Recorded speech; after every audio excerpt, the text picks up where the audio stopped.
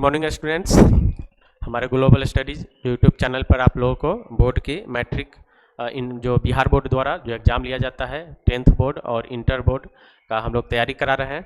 आप लोग को बहुत बहुत स्वागत है फिर से हमारे चैनल पर। इससे पहले हम एक क्वेश्चन पढ़ा चुके हैं जो ज्योग्राफी में जो इंटर का ज्योग्राफी जो विषय है भूगोल, उसका VVI जो क्वेश्चन हम लाए हैं क्रैश कोर्स जो एग्जाम के लिए बहुत ही अति महत्वपूर्ण है, उसका हम पहला क्वेश्चन करा चुके हैं। जो क्वेश्चन था ग्रामीण अधिवास के विभिन्न प्रतिरूपों का वर्णन करना था, वो हमारा क्वेश्चन हो गया है। आज हमारा दूसरा क्वेश्चन है भूगोल का जो बहुत ही इम्पोर्टेंट है सभी, और आपको बता चुके हैं कि ये सभी अपने से लिखा हुआ आंसर है जो आपको कहीं भी किसी गेस या बुक में इस तरह से आंसर आपको नहीं मिलेगा। इसलिए आप लोग ध्यान से कॉपी कलम लेकर के बैठिएगा जब आप ये क्लास देखिएगा वीडियो, और सारे जो हम जैसे हम आंसर लिखाए हैं आप लोग सबको नोट करते चलिएगा, क्योंकि ये सभी ये हम जो आंसर आपको दे रहे हैं एकदम बिल्कुल आसान भाषा में है, अपनी लैंग्वेज में है, अपनी भाषा में है। आपको पढ़ने याद करने में भी अच्छा लगेगा और समझ में भी आएगा। तो इसको पहले एक देख लेते हैं एक नज़र कि आपको जो 10th इंटर बोर्ड का जो एग्ज़ाम होगा फरवरी में 2026 में, उसमें ज्योग्राफी में यानी भूगोल में आपसे कुल जो है 6 प्रश्न पूछा जाएगा। कुल कितना प्रश्न पूछे जाएंगे? 6 प्रश्न पूछे जाएंगे। उसमें से आपको 3 प्रश्न का आंसर देना है, यानी पूछा जाएगा 6 और आंसर देना है 3।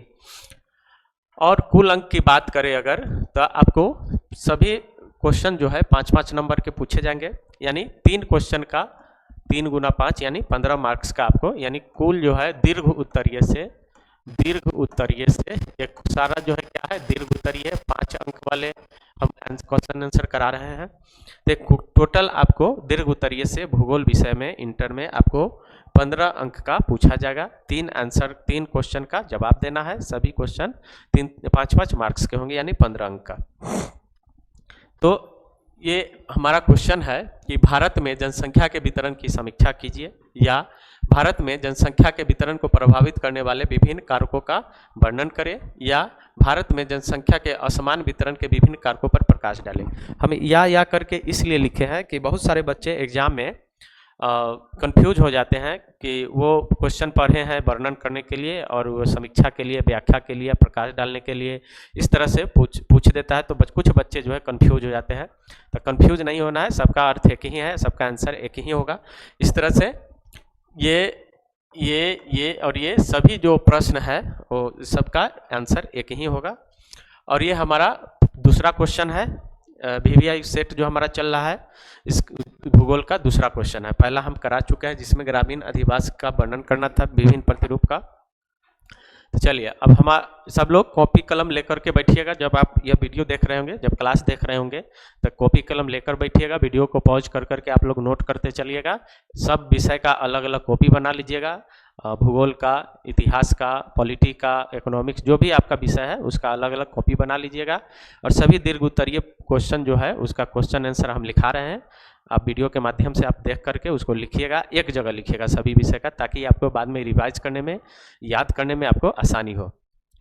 तो पहला है, दूसरा क्वेश्चन हमारा सामने है, जनसंख्या वितरण की समीक्षा करना है या विभिन्न कारकों का वर्णन करना है। ये सब क्वेश्चन एक ही है।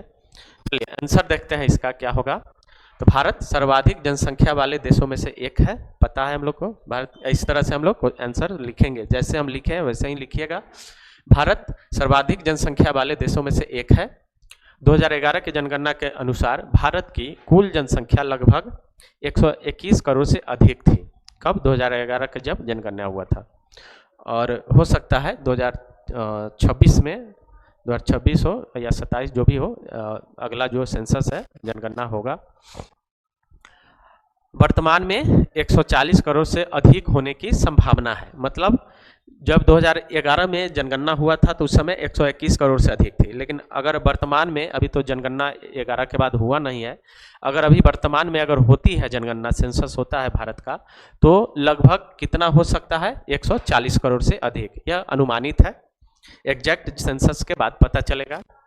भारत में जनसंख्या का वितरण सभी भागों में एक समान नहीं है। भारत में सर्वाधिक जनसंख्या गंगा के मैदानी भागों में पाई जाती है। भारत में जनसंख्या वितरण को प्रभावित करने वाले निम्नलिखित कारक है। ठीक है, ये सब लिखते चलना है लाइन बाय लाइन। अब देख रहे हैं कि जो कौन कौन से कारक है, निम्नलिखित कारक है, अब कौन कौन है उसके बारे में अब हम क्या करेंगे, पढ़ेंगे, देखेंगे। तो पहला जो है वो है भौगोलिक कारण। भौगोलिक कारक क्या है? भौगोलिक कारक। भौगोलिक कारक, तो भौगोलिक कारक में हम देखते हैं, भौगोलिक कारक में हम देखते हैं पहला क्या है? भौगोलिक कारक में पहला है मिट्टी। क्या है? मिट्टी। ये सब भौगोलिक कारक में आते हैं, मिट्टी, जलवायु, भूमि, है ना, ये सब किस में आते हैं? भौगोलिक कारक में।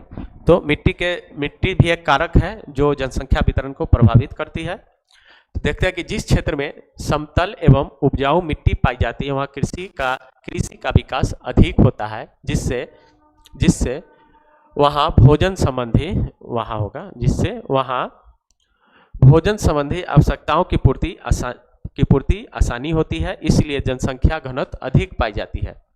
गंगा के मैदानी राज्यों जैसे उत्तर प्रदेश, बिहार, पश्चिम बंगाल में जनसंख्या घनत्व अधिक पाई जाती है, यानी जनसंख्या भी अधिक पाई जाती है।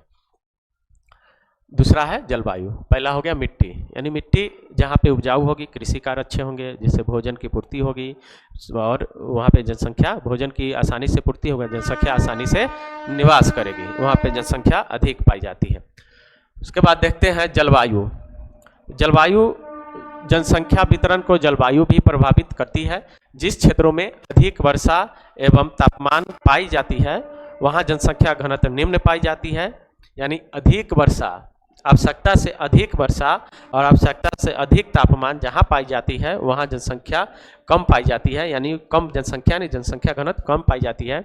इस कारण पूर्वोत्तर राज्य मेघालय में अधिक वर्षा के कारण कम जनसंख्या पाई जाती है और राजस्थान में अधिक तापमान के कारण कम जनसंख्या पाई जाती है। और जहाँ पे ये जलवायु सामान्य होती है वहाँ पे जनसंख्या अधिक पाई जाती है, जहाँ की जलवायु गर्म होती है वहाँ पे जनसंख्या कम पाई जाती है, जहाँ की जलवायु सामान्य होती है वहाँ जनसंख्या अधिक पाई जाती है। इस तरह से जलवायु भी क्या करती है? प्रभावित करती है। दूसरा है भूमि। मिट्टी और भूमि में अंतर है। मिट्टी का मतलब है कि आपको कृषि कार्य से संबंधित इस संदर्भ में देखा जाता है कि मिट्टी कैसा है, उपजाऊ है कि उपजाऊ नहीं है, या बंजर है, कैसा है। और भूमि का मतलब है भूमि का बनावट कैसा है, ऊंचा है, नीचा है ना, यानी समतल है कि उबड़ खाबड़ है। इससे मतलब इसका यही है कि भूमि का मतलब हुआ कि जैसे पर्वतीय, पठारी एवं मरुस्थलीय क्षेत्रों की अपेक्षा मैदानी भागों में अधिक जनसंख्या पाई जाती है, क्योंकि मैदानी भागों में जीवन यापन सुगम होता है। समतल मैदानी भागों में आधारभूत संरचनाओं का विकास अधिक होता है, जिससे मूलभूत सुविधा उपलब्ध होती है जो जनसंख्या को जिससे जो जनसंख्या आकर्षित होती है या करती है। ठीक है, तो ये भूमि भी क्या करती है? जनसंख्या के वितरण को प्रभावित करती है। चलिए भूमि देख लिए, अब जल की उपलब्धता देखते हैं। अब है जल की उपलब्धता। हेडिंग दे दे के इसी तरह से लिखेंगे, ये हेडिंग हुआ जल की उपलब्धता। देखेंगे जिस क्षेत्रों में जल की उपलब्धता अधिक होती है वहाँ अधिक जनसंख्या पाई जाती है, क्योंकि जल के बिना मानव जीवन संभव नहीं है। हम लोग जानते हैं जल ही जीवन है। जल का उपयोग कृषि कारखानों एवं कारखानों में उत्पादन एवं पीने के रूप में भी किया जाता है और बहुत सारे कार्य है, सभी लोग जानते हैं। इस कारण क्या होता है कि वहाँ पे जनसंख्या अधिक पाई जाती है। उसके बाद है अगला देखते हैं तापमान। तो जिस प्रदेशों में अधिक तापमान पाई जाती है वहाँ जनसंख्या कम पाई जाती है, इसलिए राजस्थान में जनसंख्या कम पाई जाती है। तथा जिन क्षेत्रों में तापमान बहुत ही कम पाई जाती है वहाँ भी जनसंख्या कम पाई जाती है, इसलिए लेह लद्दाख में जनसंख्या कम पाई जाती है। सब लिखते चलना है अच्छा से। चलिए अब अगला देखते हैं। पहला देख लिए हैं कौन सी? भौगोलिक कारक। उसमें मिट्टी, जलवायु, भूमि, तापमान देख लिए, जल की उपलब्धता देख लिए। अब दूसरा जो है अगला जो है आर्थिक कारक है। भौगोलिक कारक के बाद आर्थिक कारक है। तो देखते हैं आर्थिक कारक क्या है। तो जिस क्षेत्रों में उद्योग एवं कृषि का विकास अधिक होता है वहाँ जनसंख्या सघन पाई जाती है, क्योंकि लोगों को रोजगार के अवसर प्राप्त होते हैं। कृषि के विकास होने से लोगों को भोजन संबंधी आवश्यकताओं की पूर्ति आसानी से होती है, जो जनसंख्या को आकर्षित करती है। यानी आर्थिक कारण, रोजी रोजगार और कृषि फसल उत्पादन की जो उपलब्धता होती है, उससे क्या होता है कि लोगों वहाँ पे जनसंख्या अधिक पाई जाती है, लोगों को आकर्षित करती है, क्योंकि वहाँ जीवन जीने के लिए अनुकूल दशाएं पाई जाती है। भोजन संबंधी और अन्य जो भी उपयोगी वस्तुएं हैं जो मानव जीवन के लिए जरूरी है, वह उपलब्ध होती है, इसलिए वहाँ पे जनसंख्या अधिक पाई जाती है। अगला है सामाजिक कारक। सामाजिक कारक में देखते हैं कि प्रायः शहरों में बेहतर शिक्षा, स्वास्थ्य एवं उच्च जीवन स्तर की व्यवस्था होती है, इसलिए शहरों में गांव की अपेक्षा अधिक जनसंख्या पाई जाती है। यानी ये सामाजिक कारक भी क्या करता है कि जनसंख्या वितरण को प्रभावित करता है। लोग गांव से शहरों में जाकर बसते हैं, क्योंकि उनको बच्चों को पढ़ाना होता है, यानी उच्च शिक्षा की व्यवस्था होती है। अच्छा, वहाँ का जो वातावरण होता है वह ग्रामीण इलाकों से अलग होता है। उसके बाद वहाँ पे और क्या क्या होता है, जैसे अच्छे स्वास्थ्य, यानी हॉस्पिटल्स अच्छे होते हैं, शिक्षा, स्वास्थ्य और उच्च जीवन स्तर होते हैं, रोजगार के भी अवसर होते हैं, रोजी रोजगार भी मिलते हैं। इस कारण से लोग गांव की अपेक्षा शहरों में रहना पसंद करते हैं, इसलिए शहर में जनसंख्या अधिक पाई जाती है। इस प्रकार सामाजिक कारक भी जो क्या करता है, जनसंख्या वितरण को प्रभावित करता है। इसके बाद लिखेंगे हम निष्कर्ष। ठीक है, तो उपरोक्त कारकों के अध्ययन से ज्ञात होता है कि जिस क्षेत्र में लोगों की मूलभूत सुविधाओं की पूर्ति एवं जीवन जीने की अनुकूल परिस्थितियां पाई जाती है, वहां जनसंख्या अधिक पाई जाती है। इस तरह से क्या हुआ कि ये क्वेश्चन पूरा हुआ। आप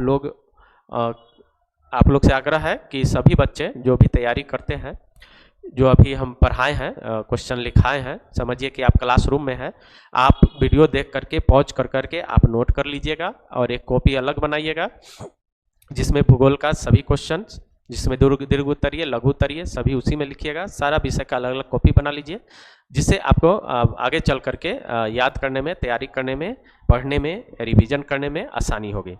तो आप लोग ये क्वेश्चन हम देख लिए हम लोग, आप लोग इसको बढ़िया से लिखिएगा। फिर मिलते हैं अगला क्वेश्चन लेकर के आते हैं। तब तक आप लोग इसको अच्छा से लिखिए, पढ़िए और याद जरूर कीजिए। और अभी बहुत कम समय बच गया है एग्जाम में, तो आप लोग सुबह में 3-4 बजे उठने का कोशिश कीजिए। उस समय आप याद कीजिएगा, याद नहीं हो तो इसको बार बार 2-3 बार लिखिएगा, रिवीजन कीजिएगा, याद हो जाएगा। सुबह का पढ़ाया हुआ, याद किया हुआ जल्दी याद होता है, इसलिए आप लोग सुबह में जरूर कोशिश कीजिए उठ करके पढ़ने का। चलिए ठीक है, फिर मिलते हैं अगला क्वेश्चन लेकर के आते हैं। ठीक है, धन्यवाद, थैंक यू।